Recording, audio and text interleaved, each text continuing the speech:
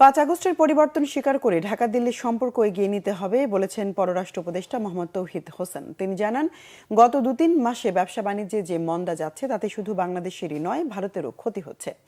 জাতীয় প্রেস ক্লাবে এক আলোচনা অনুষ্ঠানে তিনি জানান, সোমবার ঢাকায় ভারত বাংলাদেশের পররাষ্ট্র সচিব পর্যায়ের বৈঠক হবে।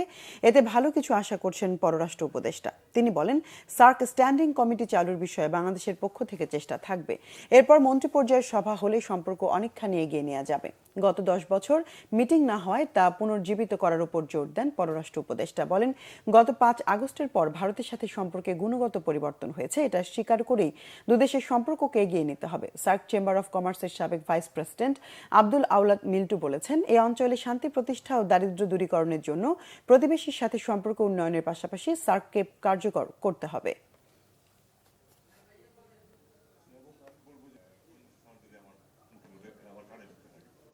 Thank you so much. আগামীকাল এখানে ভারতের পররাষ্ট্র সচিব আসছেন, আমাদের পররাষ্ট্র সচিবের সাথে আলাপ করবেন। এটা কিন্তু একটা স্ট্যান্ডিং মেকানিজম, এটা অস্বাভাবিক কিছু না। প্রতি বছর একজন যান ওপাশে, পরের বছর ওপাশ থেকে একজন আসেন পররাষ্ট্র সচিব পর্যায়ে।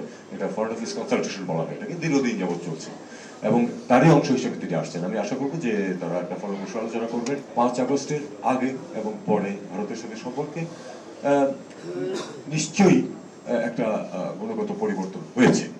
এটা মেনে নিয়ে আমাদেরকে চেষ্টা করতে হবে সম্পর্ককে এগিয়ে নিতে। এটা আমি সেই সূত্রেই কিন্তু আমি প্রপোজ করেছিলাম প্রথমে যে আমাদের যে মেকানিজম আছে ফরেন অ্যাফেয়ার্স কনসালটেশন, আমরা এটা শুরু করি।